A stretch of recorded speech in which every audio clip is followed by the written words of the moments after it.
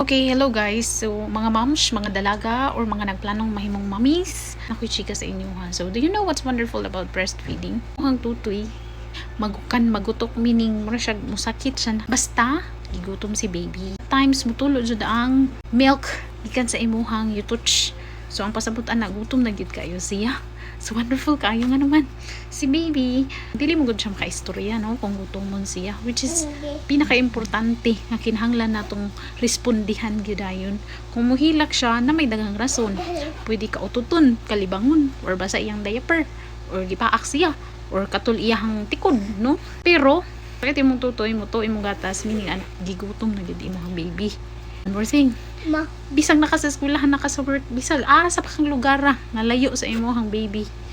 Pag magutok na gani na siya, kabaw na si baby gutom na.